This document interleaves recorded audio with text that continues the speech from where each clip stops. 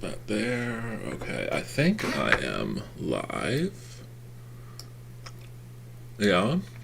Oh gosh, the hair. Alright, what's up everybody? In today's video, alright, I just got back from the gym. I'm so excited for this little stream today. I have some fantastic art to show you. In a little bit, we have some more housekeeping to do, and then I want to follow back on some of the subjects of just the past couple videos, because there have been updates. I'm in a pretty good mood today, not as freaking agitated as I have been. We'll just chalk it up to that Aries full moon. But no, I'm a very frustrated person, but I'm actually a very nice person, believe it or not. I just have my limits and just like don't push me. You know what I mean?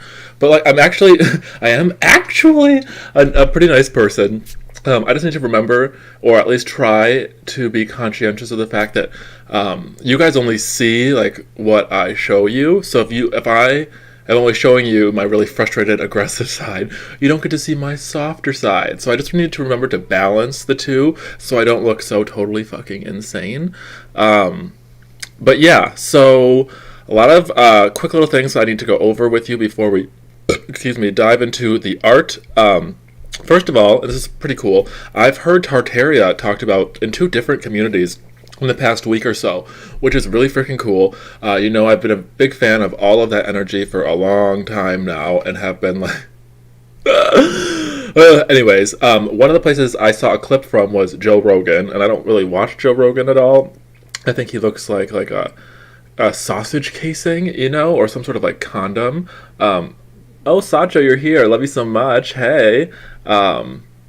Hi, miss you. Can't wait to talk to you tomorrow. But yeah, anyways, so Tartaria, I heard talk about on Joe Rogan, and let me see. The other one was like some random astrology, more mainstream astrology person, and then they mentioned Tartaria, and I was like, that's kind of strange. So it's breaking through, it's percolating through the ether, and I'm very excited for it. I'm up early so I can take my dad to the doctor. I look forward to the stream. Have fun at the doctor. I hope everything's going okay with that. Love you, Dad. Love you, Dad. Love you, Sacha. Let's see here. Kanye. So, of course, I will give credit where credit is due. He obviously took on the Jews. And I guess he got like banned from Twitter. I don't really know. This information is coming to you from the Juicy Scoop podcast with Heather McDonald that I listened to this morning at the gym. I listened to that, and I listened to Ramsey Paul's stream from yesterday, or at least like most of it. And so yeah, Kanye, it seems, will give snaps to anybody who will take on the Jewish establishment. But I guess he got banned. I kind of am like, I looked at some of the tweets and I'm like, I wish he could have done this a little bit funnier. And I thought like someone like him who's been like in that industry and in Hollywood and understanding like how the media works, he would have been like a little bit more nuance in his approach, because like anyone who talks like that just gets immediately banned. Like you can't call, like if you tweet like @DomLemon, you're a faggot. I got banned like 4 different times for just like saying that. Every time I would get like unsuspended or whatever, I would just tweet it again and then boom, So you can't really mess with like the establishment gays, the Jews of course, etc. But I think that was cool that he like called it out. Again, from what Ramsey was talking about a little bit too, and he was saying how I guess he made that, like, try to make that, there's like those blacks that like think they're Jewish, and I remember when I was in college in Miami, there was like a group of them, and they like dress in this like particular sort of like really I don't really get it. I don't really want to understand it, but like, go live your life. I just thought it was funny because on the Juicy Scoop podcast, when they were talking about this, his like lady boy co-host, this Justin guy, he was like, literally his words were like, I saw his rant, his anti-Semitic rant, like it was so scary. Again, I quote, so scary. He found Kanye's Twitter rant on like the censorship and who's doing the canceling so scary. He's like, I think it's great that Twitter banned him and blah blah blah blah blah, and I'm like, what the fuck is wrong with these people? Because later on in this Juicy Scoop podcast, they show the same video that Ramsey Paul showed yesterday about like that teacher scaring those kids, which I thought was like really fucked up. I didn't think it was funny. I thought it was very weird. I didn't like that. The whole thing gave me like a really gross like energy. My tummy started to hurt. I did not like it. Obviously everyone's different, but it's so funny that this guy who thinks Kanye's like Twitter rant about censorship is like, again, so scary. He found it terrifying. But then when it came to this video of like the teacher scaring the kids, he thought it was so funny. There was nothing wrong with it. He was like, this is great. I love it so much. And I'm like, these like cosmopolitan coastal city people are crazy. So of course I was in the comment section and I was like, well, actually, so I just like, gave my opinion. And it was so funny because by the time I just got back from the gym, someone must have like commented on my comment, and they were like, they agreed with what I said. They were like, I saw Kanye and Tucker and he didn't sound scary at all. He made like very coherent sense. These people are like very out of touch in Hollywood, and I'm like, girl, you get it, I don't know if this was like a real person. For as far as I know, it was probably just some bot, some bot that's generated to like uphold my pseudo reality, and I don't know. I just thought it was funny.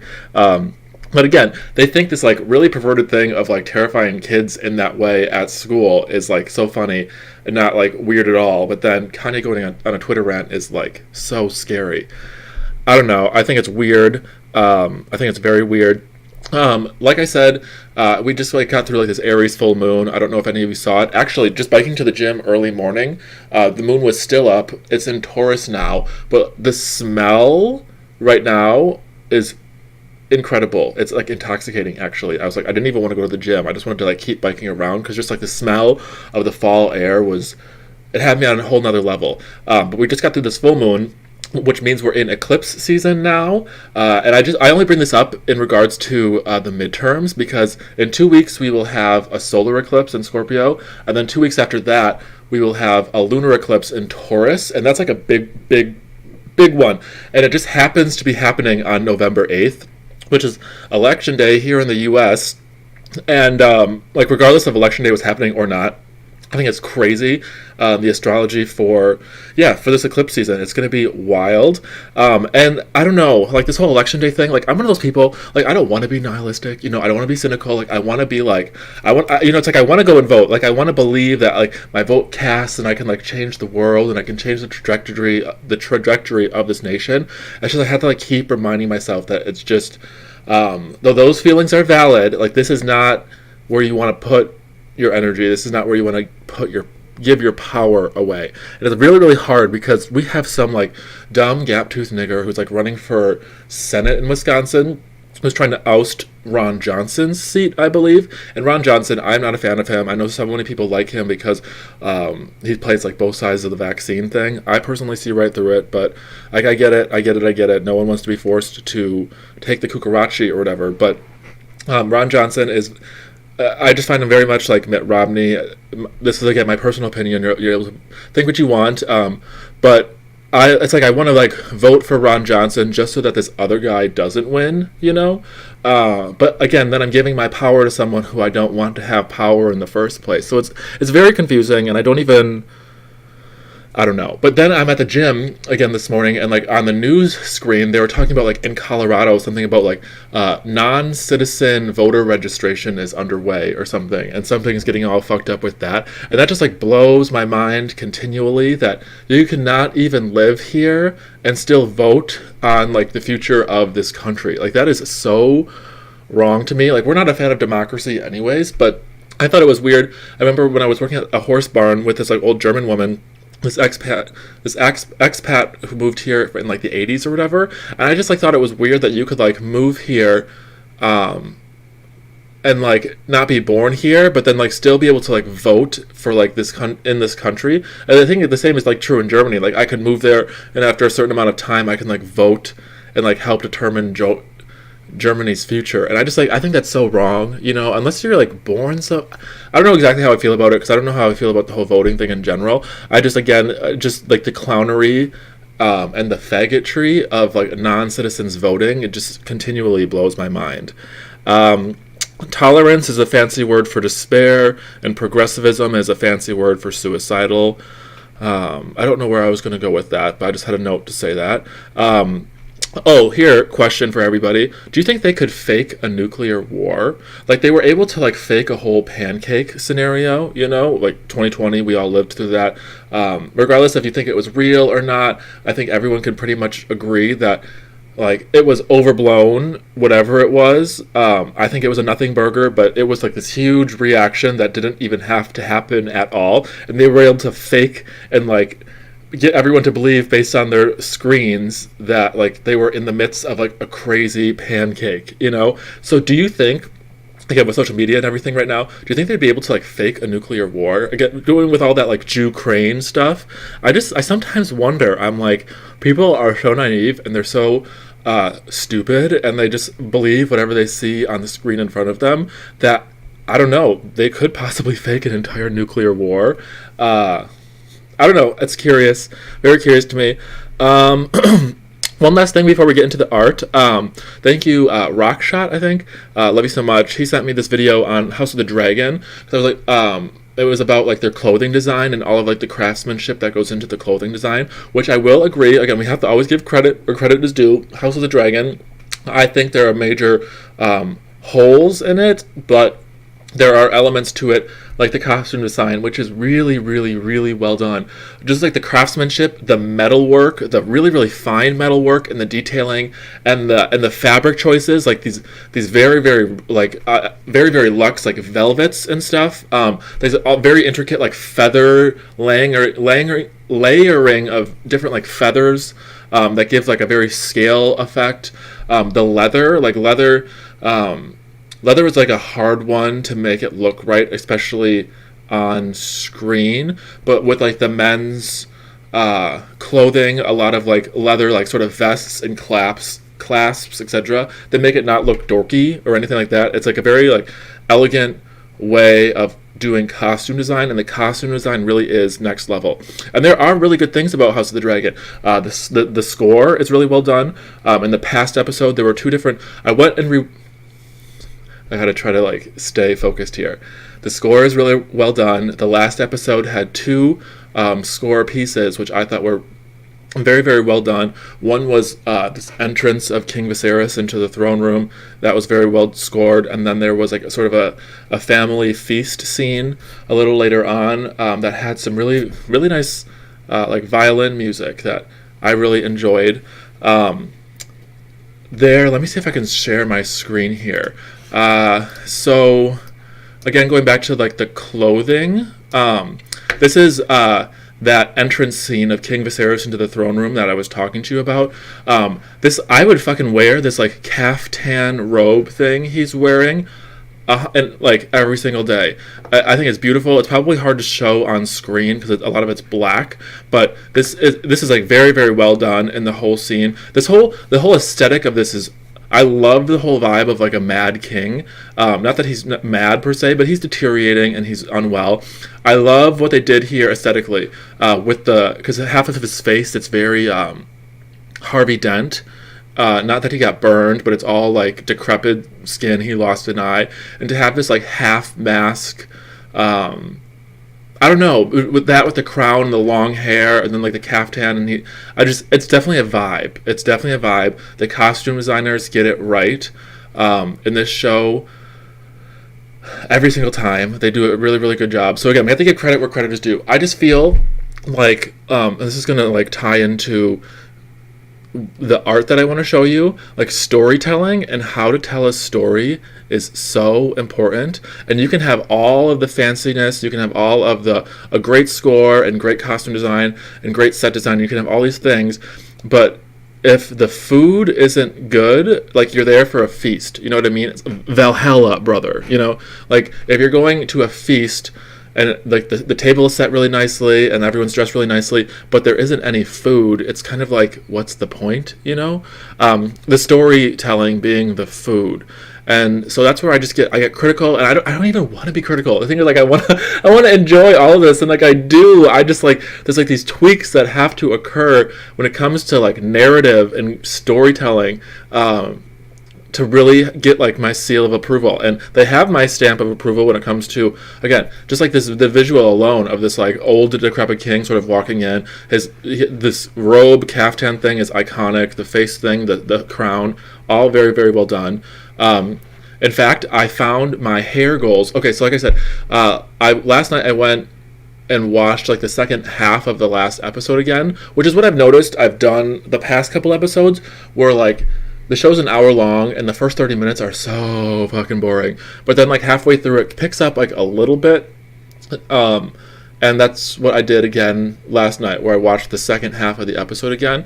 And I noticed this the first time I watched it, but the second time I did, I'm so happy I did. I think I found my hair goals for my like fall, winter 2022 vision board, possibly going into spring, summer 2023. One of the night, of course it's like a knight, a gold cloak. This guy here, I don't know if you can picks up again well on the screen. This guy's hair vibe here is everything. First of all, the armor is really well done, but we like the beard, etc. But he has really long hair, and as you'll see in this shot, I don't know if you can see again on the screen, but his hair goes like all the way down to like mid lower back length. There's like this chic sort of knot up top to keep the hair out of his face, which, let me tell you, okay, keeping the hair out of your motherfucking face when it's long and like out of your mouth is really challenging for me. I don't know how you ladies do it, but this is such a fucking vibe, and I am so happy I found my hair goals for the next few months. I definitely want to get my hair is like upper middle back length right now, but I definitely want to keep it going. I love this vibe with the facial hair and then like the chic top knot and just like really clean, pretty hair, but it's still very masculine. It gives me like Germanic warrior vibes, barbarian warrior vibes. Again, he's like a knight. I dig the vibe a lot. So yeah. Now we can get into the art bit. I hope some of that made sense. I don't even fucking know. But thank you again, Rockshot, for that costume design video. I do give snaps to the creators there. They really know what they're doing. So we must give credit where credit is due. Now, okay, so this is what sort of led me down this rabbit hole. I found this Salvador Dali quote. Dali is not one of my favorite artists. That type of art doesn't really appeal to me, no disrespect, but I saw this quote, and it's about Arno Brecker. Yeah, which this is going to dabble in like World War II stuff very slightly in the beginning, so I don't know if I need to like watch what I say, but everyone knows, if you've watched my channel for a while, that World War II is not my favorite. It's not my favorite for a multitude of reasons, aesthetics being one of them. I'm much more a fan of World War I, Kaiser Wilhelm II, Emperor of Germany and King of Prussia. You all know I've been trying to marry into the Hohenzollern family for a very long time. We love that whole vibe. But I had never heard of this Arno Brecker guy, who I guess was a big-time sculptor for the regime, for Mustache Man. And this is Salvador. I love the name Salvatore. But Salvador Dali, this is a quote. He says, "The genius is immortal, and so is also the work of Arno Brecker. He who does not comprehend his work has no relationship with the divinity of man. Poverty of soul, what a curse." So I was like, oh, okay, I've never heard of this Arno Brecker guy. This guy seems to think that he's, like, awesome. So I guess this guy was a German architect and sculptor who is best known for his public works in Nazi Germany, and whose work was endorsed by the authorities as the... This is the part that's interesting. Endorsed as the antithesis of degenerate art. I think anybody who is living right now can understand a reaction against degeneracy. And so he was like the official state sculptor, and he has a lot of like really, I guess, classic works. He's done a whole bunch of portraits in bronze of, I mean, everyone from like Mustache Man to just like so many different people. There's literally like, I would say like almost 100 of them. My thing is, and I'm going to show you his work here now, or some of his work. It's just like I emotionally and psychically do not. Some of the subject matter I can understand, but there's something off about his work, and I don't quite understand it. I don't know if it's like this particularly, it's almost like a cartoon vibe, but this is his statue called Harold, And Harold has like a really pretty face. He does the face very well. I think it's the hairline in a lot of these sculptures that throw me off. But there's something like about this Brecker guy and his sculptures that something is just off about them to me. Again, I prefer it obviously to like degenerate art, but and I'll show you examples in a second of one of like the Kaiser's sort of like war monuments that is much more in line with I find as, the divinity of man. I don't really know what Salvador Dali is talking about here, because it's good and it's better, don't get me wrong. This Harold statue, like, it's good, it's pretty, but there's something, I don't even know if like this is showing up on screen, I hope so. There's something like off about it and I don't know what it is. And I'm like trying to like it and I'm trying to appreciate it. And this statue called Readiness, I enjoy. There's a couple other ones that are like not too bad, but there's something about his work that it just doesn't psychically and emotionally sit well with me. Again, I think it's pretty. I would love to have a statue like this in my collection, but when it comes to like top level sculptures, I think the predecessor generation was better at it. Harold is good. He had a couple other ones. He did, I think, Prometheus. He did another one. It was called like Die. My German is awful, but it was like Die Bereschaft or something. There's just like something off about his sculptures. Like they almost take like this surrealist. I don't know. Maybe that's why Dali liked it so much. But there's something off about his work, and I don't really. It's not my favorite. It's not my least favorite by any means. Like I love the male form, not even in like a homoerotic sense. I just love the geometry of the male body and the female body to some extent too. But there's just something like so, just like awesome and powerful about the male form, and I love it so fucking much. And he like does a good job. He's definitely talented, this Arno Brecker guy. But I think now this is an example of like an idealized form that I like better than, say, Brecker's work. Like they're both good, don't get me wrong, but this is a statue. This is somewhere in Germany, and the male form here is more in my style. It's a little bit more. It's idealized but realistic. There's something about Brecker's work where there's just something like cartoonish, or maybe it's like Art Deco-y or something. Can't quite put my finger on it, but there's just something off about it. I like this a lot better. Like I was telling you about the Kaiser's war memorials. This is one of my favorite things in the world. Of course, it's totally destroyed and non-existent anymore, but he had this whole war and peace thing. And down here, I don't know if it's going to let me show. Down here is the statue of Ares or Mars. These are huge, by the way. I've showed this to you guys before. This is the backside of this monument. Just so cool how like the water goes up and underneath the whole thing. Who knows who built this? But again, just like destroyed in the Great War, here is, the torso of the god of war on the ground. One of my favorite shots is here with the SS people. You can see that just like the huge size of Ares here. I would kill to have something like this on my property. I can't even tell you. Just like up on the hill or something, just like overlooking, like looking west to the horizon or something. I think that would be so freaking epic. I love the fabric here. I just love everything about this. It's very hard to find more photographs of this because, again, it was, of course, fucking destroyed. But this is more when it comes to, like, again, Salvador Dali, his quote was, "The genius is immortal, and so is also the work of Arno Brecker. He who does not comprehend his work has no relationship with the divinity of man. Poverty of soul, what a curse." I think this is more indicative of, like, genius, per se. There's something about this photo that just seems so fake to me. I don't know if it's a lithograph or what, but something is like either photoshopped or I don't know. But love this monument, and this is more in line with my cup of tea. Now, this is all just prefacing what I want to go into next, which is the Aryan art that I was talking about.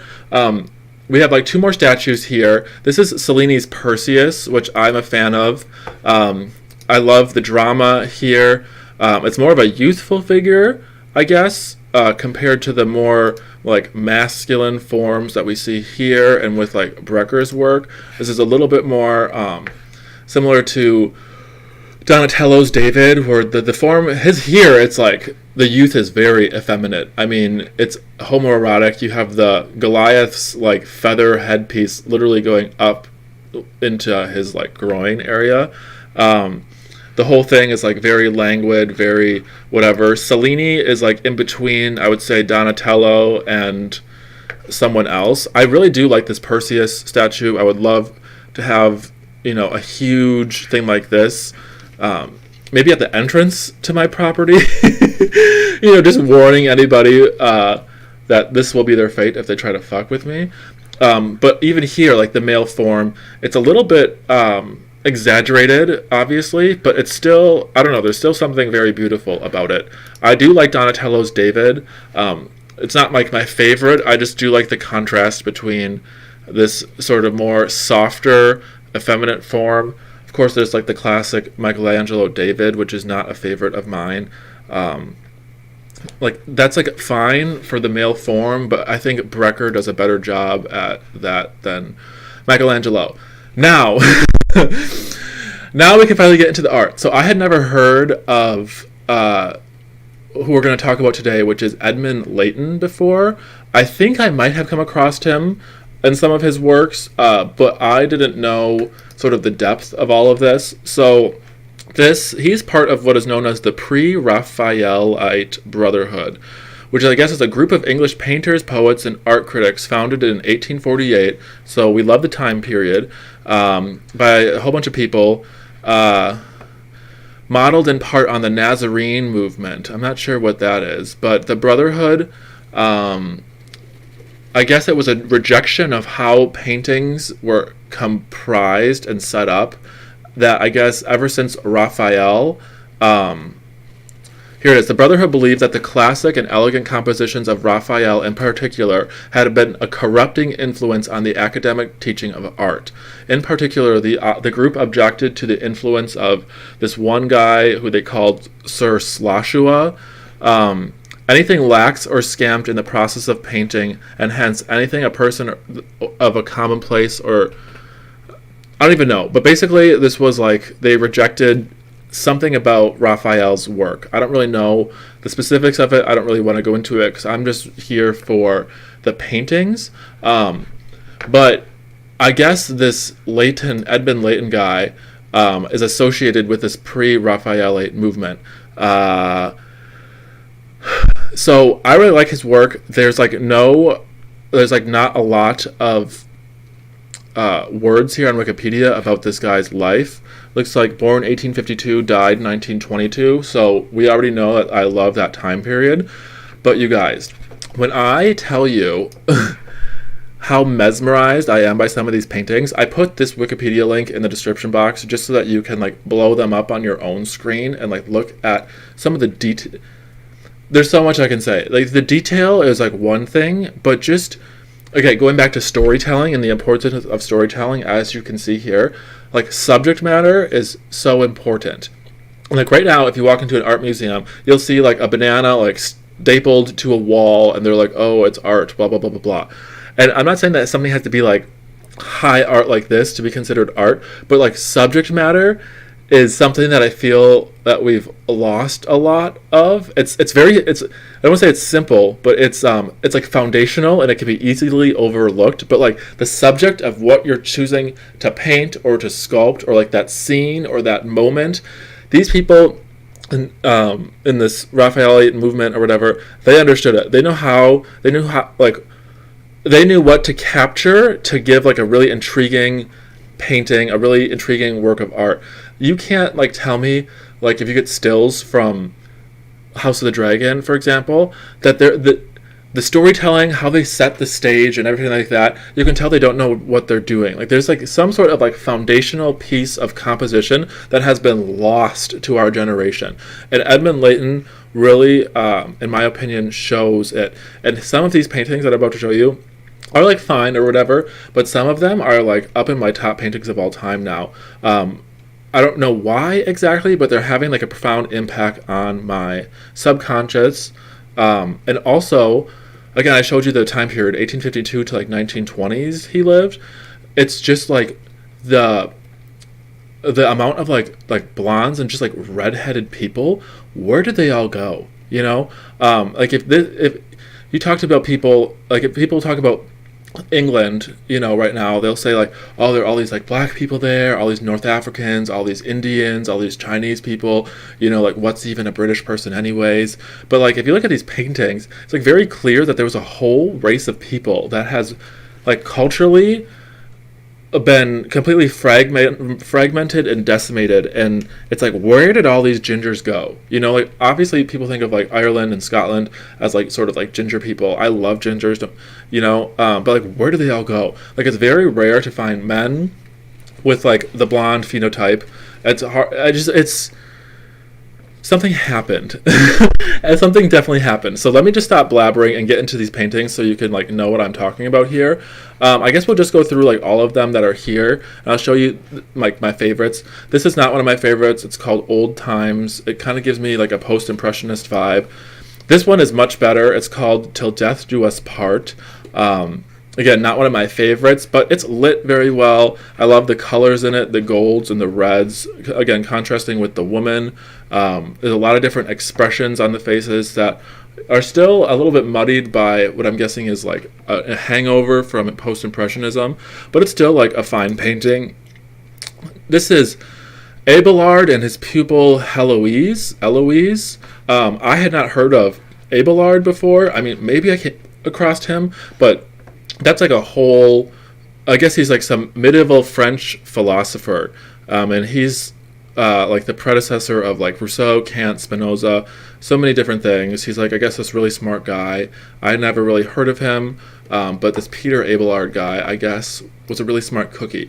So this Layton guy, he paints a lot of what they describe as like medieval scenes, etc. But this, when I had my cabin, for those of you who have been around long enough to remember the cabin, I remember for so long just trying to find like images of like of exactly this type of work, like sort of like not Aryan per se, but just like Arthurian, sort of Germanic, like legendary kings and warlords and paintings of the like, and it was really hard for me to come across any of that art online. Not that it doesn't exist, it just seems to be like scrubbed from the search engines.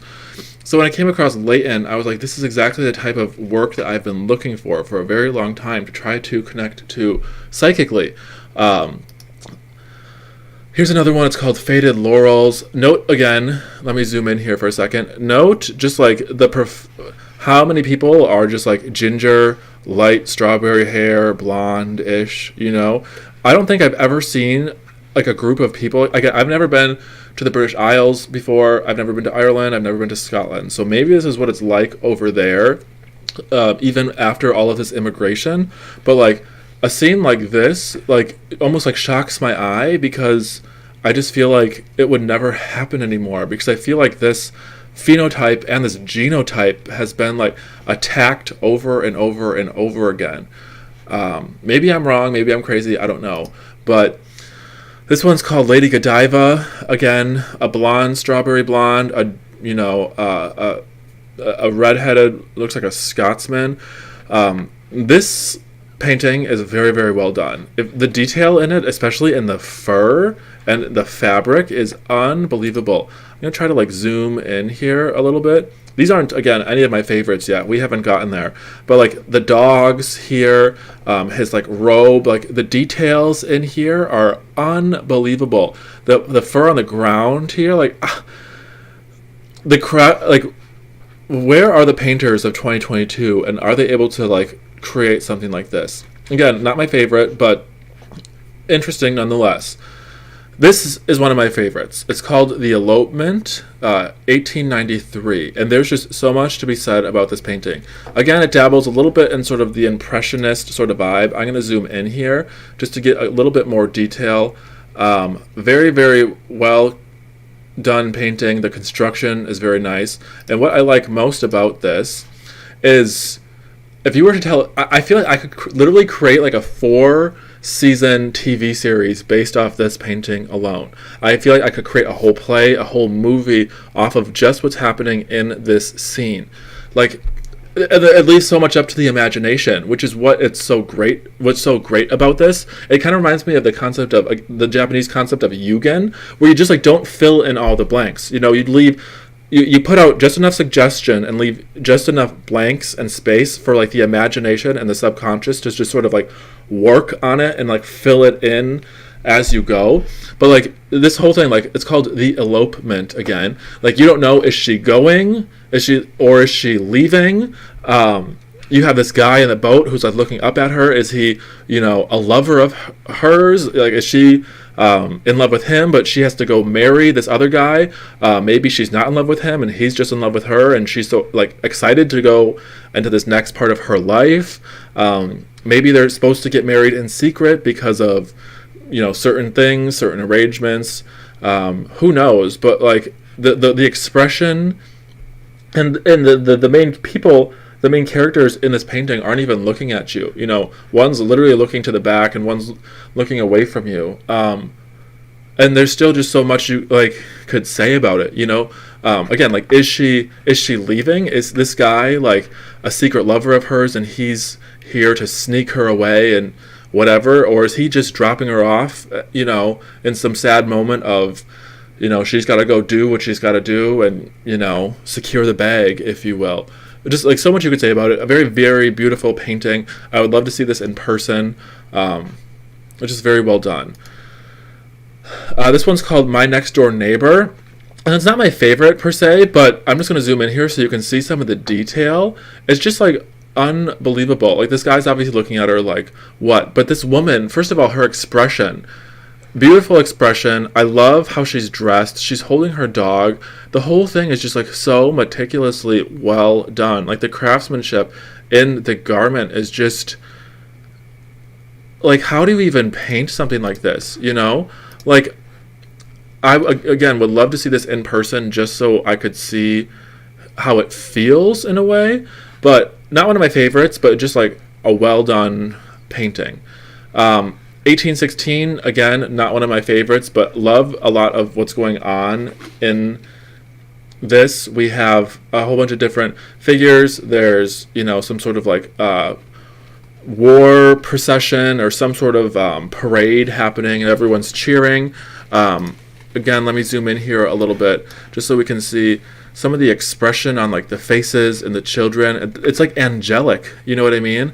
Like, again, ginger, strawberry, strawberry, strawberry, strawberry, gray-haired man, gray-haired woman, strawberry, strawberry. Like, where are all these people nowadays? Like, what happened to everybody, you know? Was this really what the world was like 100 years ago? Like, immigration it has, like, what happened to our culture? You know what I mean? Like, what the hell happened? Like, these people must really freaking hate us for whatever reason. Yay! Okay, this is one of my favorite paintings of all time. It's called In Time of Peril. Okay, and there's just so much to be said about this. Just, again, the composition and the subject matter, very, very well thought out. But I would bet my bottom dollar that this painting probably is what inspired the opening scene of The Hunchback of Notre Dame, the Disney animated film with the gypsies trying to sneak into Paris or whatever. I would gather that this painting probably inspired a lot of it.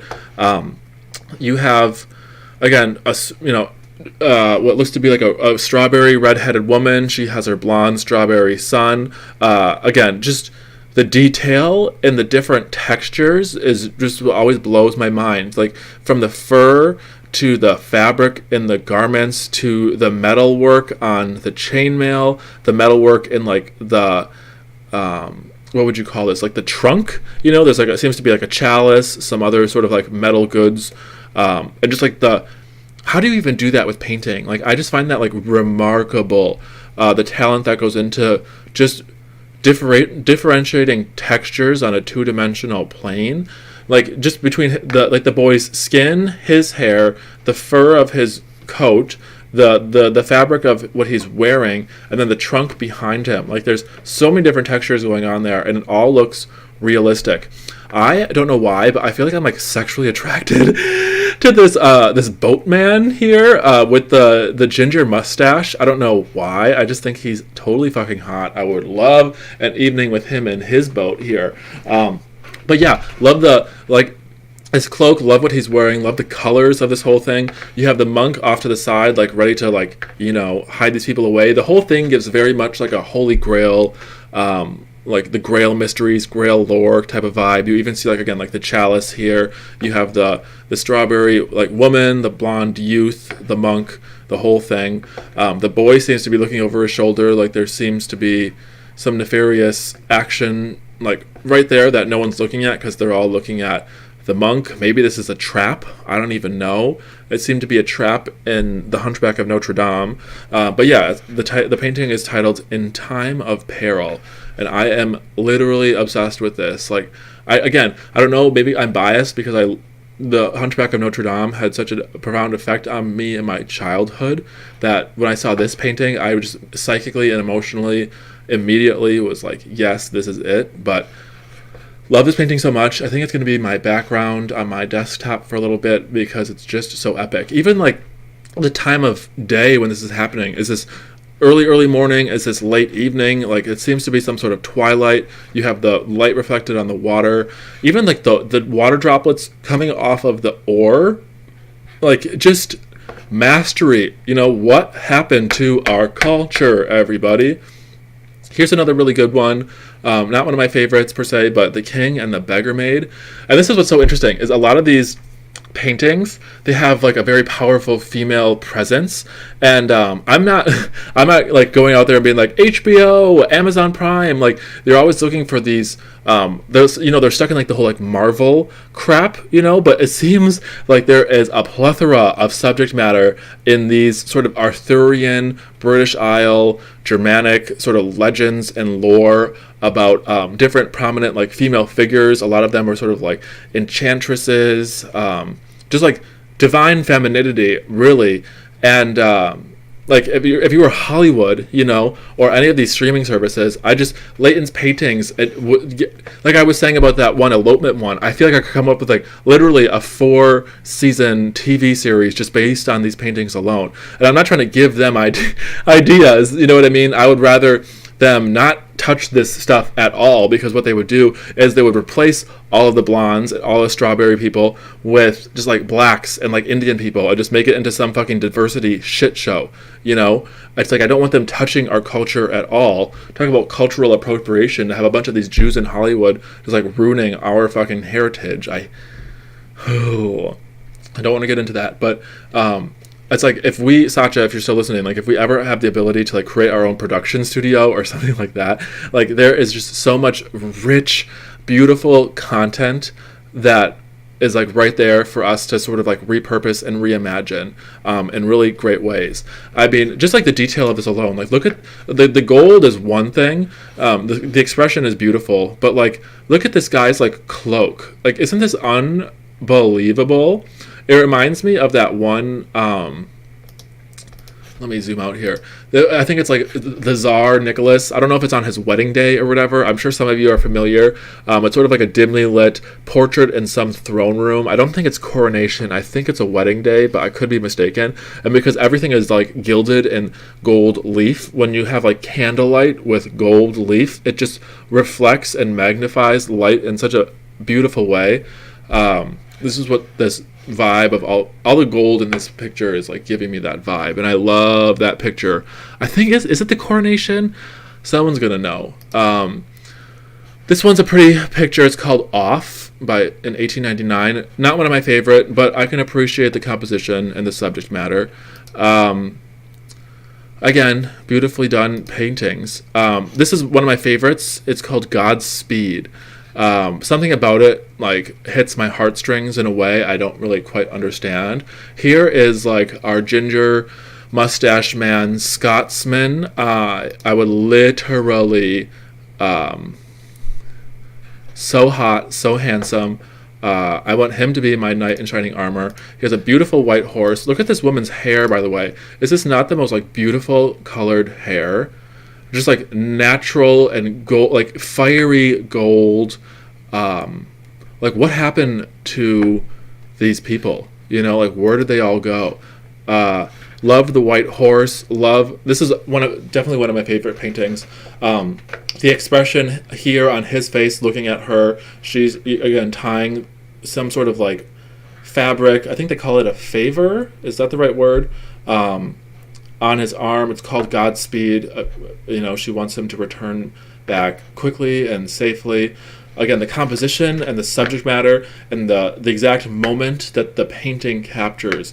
It's just very, very, very, very, very well done. Like, I know I keep repeating myself, but it's just rare to find stuff that's like good, and again, just like the textural differences between the purity of like her skin, like her hair, the fabric, the hard cold stone, the horse, the chainmail, like there's like a realism there, but it's also like a dreamy real.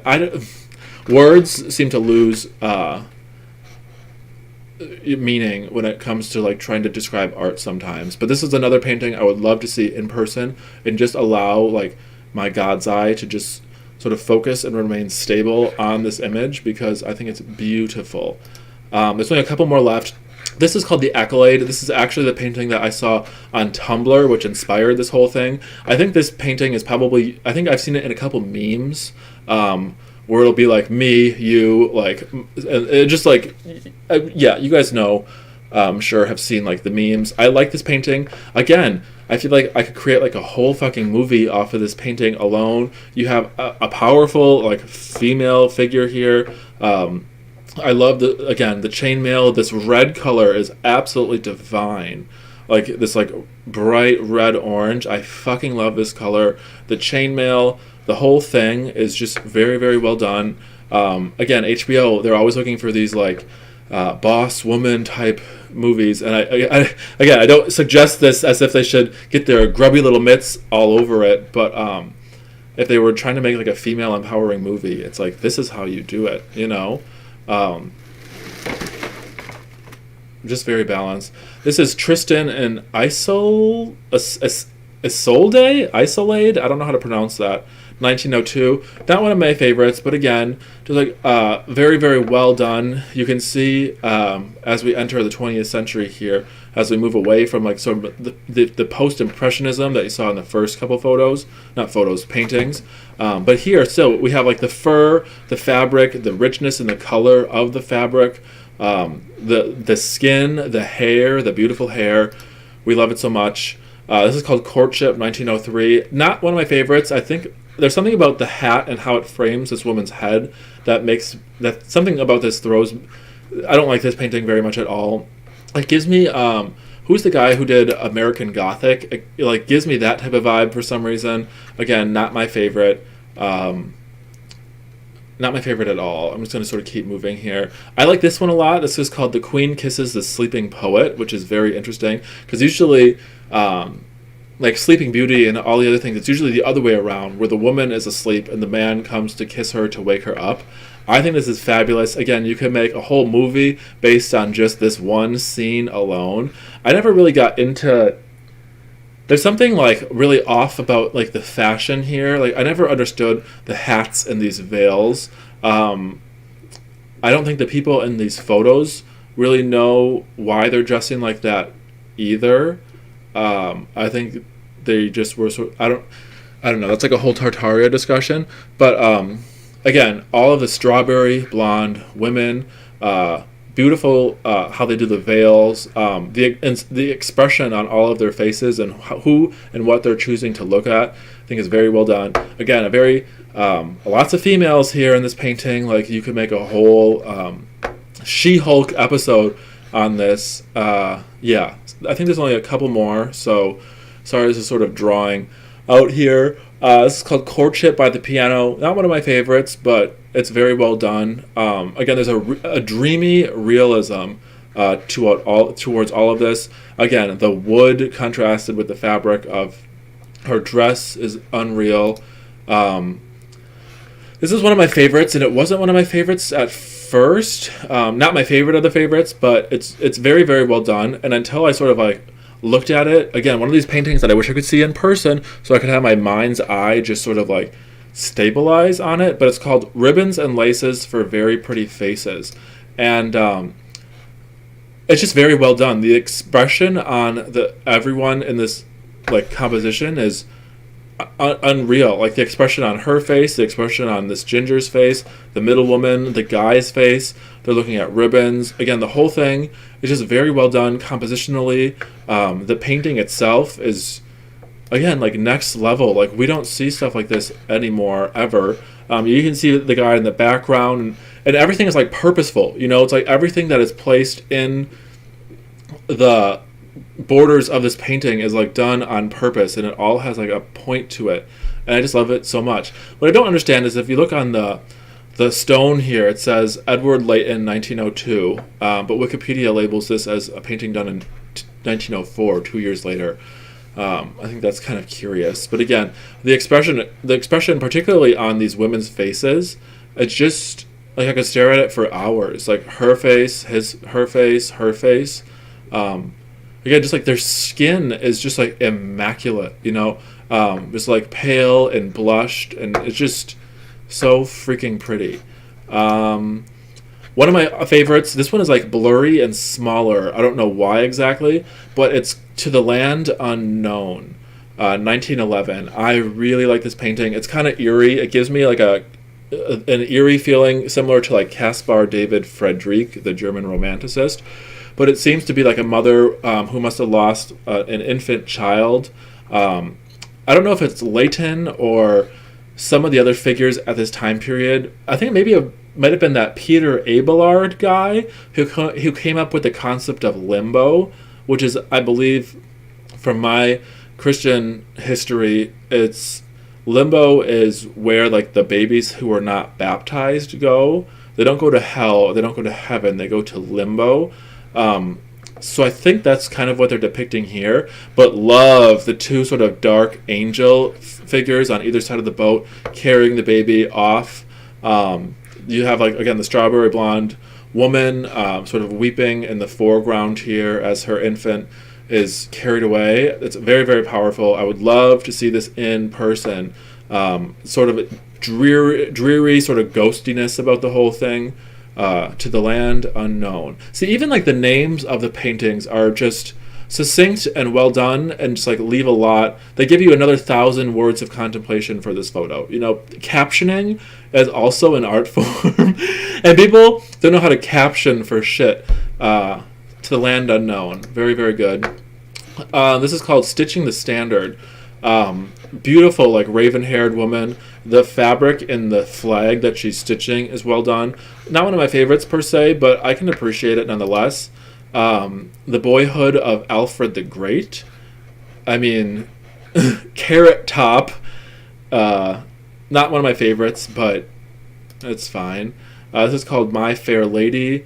You know, it's fine. I don't mind it. This one's called The Charity of Elizabeth of Hungary.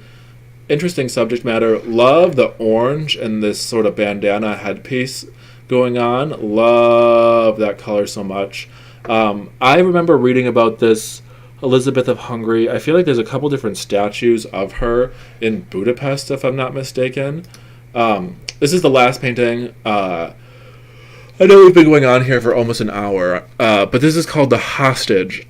One of my favorites. Technically it's not, supreme, and I mean he does the fabric well, and the people, the expressions on the faces are very well done, but just like what it makes you think of, it's like The Hostage, and obviously this woman, this dark-haired woman. See, this is the thing, you can tell who's who just based on the phenotype alone. Like this dark-haired raven woman, she's dressed in more of sort of like a bohemian tartan sort of vibe compared to this more, I wouldn't call it Victorian, but more Arthurian, British Isle type medieval dress. So just like the contrast in the hair and the contrast in the fashion is enough to sort of create a disparity between the two, between the group of women and this other woman. But it's interesting because it's called The Hostage. Like I said, the caption game is on point because she's like looking off into the distance,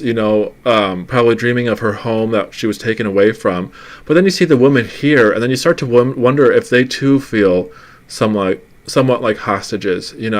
Like this woman who has the book open, she's kind of looking at the girl, almost like menacingly. There seems to be something, some sort of almost. Is she jealous of the girl that she gets to? Theoretically, if she were to break out of here, she could leave this castle and be free. But this woman here is like stuck here. Like, is she the true hostage? These women here, I don't know. It's very interesting to me. And again, blonde, ginger, strawberry.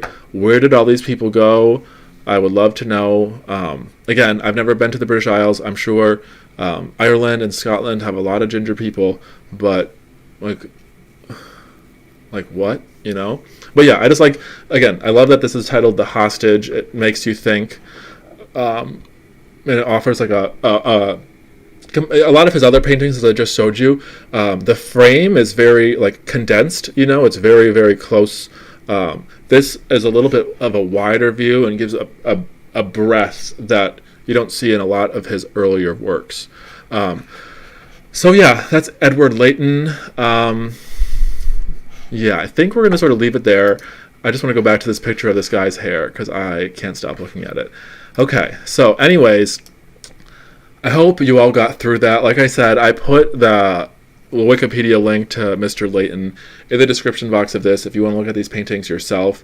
Like I said, The Elopement, In Times of Peril, Godspeed, The Hostage, those are some of my favorites. I love them. Let me know if any of these had an impression on you, or if you just thought nothing of them. I don't even know. I just like them. I like them a lot. You don't see art like this. You don't see subject matter like this at all. Like, I feel like if you see, genuinely, if you saw a scene on TV that had just blondes and strawberry blondes and gingers, it would be like what? It's because that doesn't exist anymore. Yeah, it's just very sad. It's very frustrating. Something happened. I don't know what, but we'll try to figure it out.